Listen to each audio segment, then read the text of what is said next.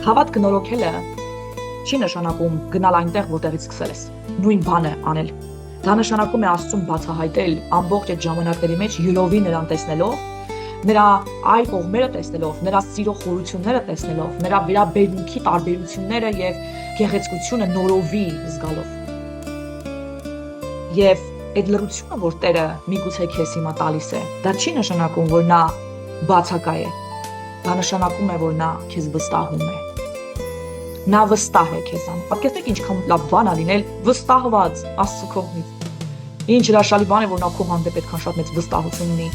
Եվ նա կառուցում է ու նորոգում է մի նոր բան քո կյանքիդ մեջ։ Չէ՞ որ նա արարիչ Աստված է։ Նա անընդհատ քեզանից կերտելու է, դու ընդհանրապես կավես նրա ձեռքերի մեջ, իսկ նա կավագործ Աստվածաշունչն է ասում։ Եվ նա քեզանից կսարքի նոր կերպար, հետո նոր կերպար, եւ շարունակաբար նա քեզ ձևափոխելու է։ Ու դու չկարծես թե այդ process-ը կանգնելու է կյանքով։ Դու նույնիսկ երկինք գնաս, նա քեզ անընդհատ ձևափոխելու է, որտեղ նա արարիչ Աստված է, նա արարում է անընդհատ։ Քեզանից նույնպես։ Եվ Տերը չի նորոգում կոտրված բաները, նա նրանց հարություն է տալիս նոր ինքնության մեջ։ Աստված չի վախենում քո կոտրված հավատքից, հակառակը։ Նա ուզում է, որ դու կոտրվես։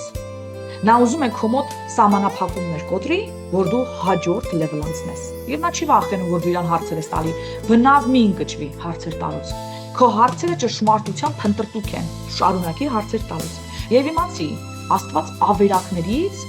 վերհարություն տվող նոր պալատներ կառուցող Աստված է։ Չի կարող այդպիսի բան լինել, որ կոտրվի եւ Տերը չկարողանա կառուցել։ Բավական է միայն, որ դուք իրար հետ ուղղակի ուրեմն համագործակցեք այդ հարցում։ Եթե դու Աստծո հետ համագործակցես, իմացի, ոչ մի ավերակ չկա, որ պալատ չի դառնալու։ Դրա համար պետք է զինվես հարստությամբ, հասկացողությամբ, հասկացողությունը նաև հարստություն է եւ շարժվես առաջ։